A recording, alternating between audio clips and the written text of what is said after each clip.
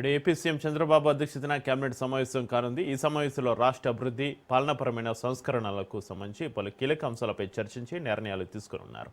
గత కేబినెట్ భేటీలో తీసుకున్న నిర్ణయాలకు అనుగుణంగా 3 కొత్త జిల్లాలు, పలు కొత్త రెవెన్యూ డివిజన్ల ఏర్పాటు ప్రక్రియపైన తుది నిర్ణయం తీసుకునే అవకాశం ఉంది. ఇక రాజధాని అమరావతిలో మౌలిక సదుపాయాల కల్పన కోసం సుమారు 2,723 కోట్ల విలువైన పనులకు మంత్రివర్గం ఆమోదం తెలపనుంది. ఎస్ఐపిబి ప్రతిపాదించిన భారీ పరిశ్రమల స్థాపనకు గ్రీన్ సిగ్నల్ ఇవ్వనున్నారు. కేబినెట్ భేటీ అనంతరం ప్రస్తుత రాజకీయ పరిస్థితులు, ప్రభుత్వ పథకాల అమలు తీరుపై సీఎం మంత్రులతోటి ప్రత్యేకంగా చర్చించే అవకాశం ఉంది.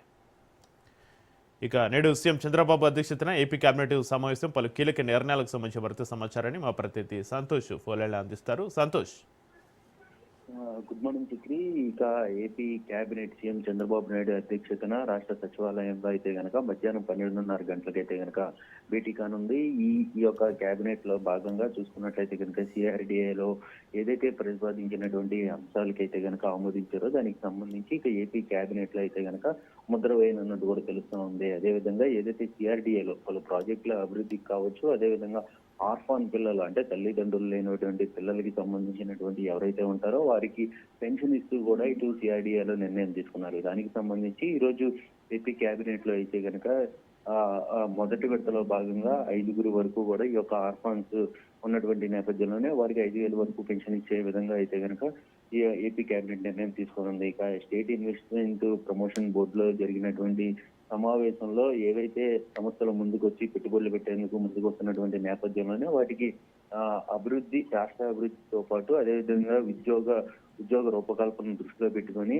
ఇక పలు సంస్థలకు అయితే కనుక భూ కేటాయింపులు కేటాయించేందుకు కూడా ఇటు ఏపీ కేబినెట్ అయితే ముద్ర వేయనున్నట్టు కూడా తెలుస్తోంది. దీనికి సంబంధించి దాదాపు 14 సంస్థలు 19,000 కోట్ల వరకు కూడా పెట్టుబడి పెడుతున్నటువంటి నేపథ్యంలోనే వాటికి భూ కేటాయింపులు అనేది కూడా ఇటు ఈ రోజు ఏపీ కేబినెట్ లో ముద్ర వేయనున్నట్టు కూడా తెలుస్తా ఉంది. ఇక పలు ప్రాజెక్టులు అంటే ఇటు కృష్ణా నదీ తీరాన ఏదైతే మెరైన్ ఫ్రంట్ కృష్ణా ఫ్రంట్ ఏర్పాటు చేస్తున్నటువంటి నేపథ్యంలోనే దానికి సంబంధించి అభివృద్ధి అంటే కేరళ తరహాలో కూడా ఇటు కృష్ణానది ఉన్నటువంటి నేపథ్యంలోనే మనకి ఈ యొక్క నదిని ఏ విధంగా వినియోగించుకోవాలన్న దానిపై అయితే కనుక ఇటు ఏదైతే ఇన్కమ్ దృష్టిలో పెట్టుకొని ఇటు కృష్ణానదిని అభివృద్ధి చేసే విధంగా కూడా దీనికి పూర్తి స్థాయిలో పర్యాటక ప్రదేశంగా అయితే కనుక తీర్చిదిద్దేందుకు దానికి సంబంధించినటువంటి అంశాన్ని కూడా ఈ రోజు ఏపీ కేబినెట్ లో చర్చించి ముద్ర వేయనున్నట్టు కూడా తెలుస్తోంది. ఇక అంతేకాకుండా ఏదైతే ఇటు ఈ యొక్క కేబినెట్ సమావేశం అనంతరం కూడా తాజా రాజకీయ పరిస్థితులపై కూడా CM Chandrababu Naidu మంత్రులకి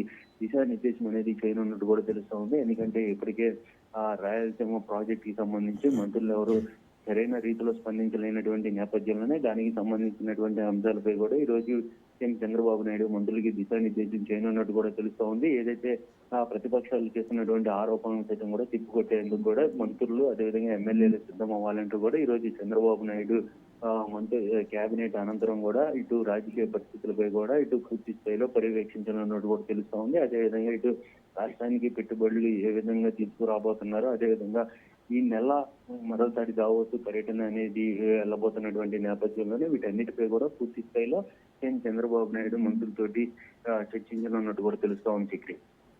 right, thank you Santosh.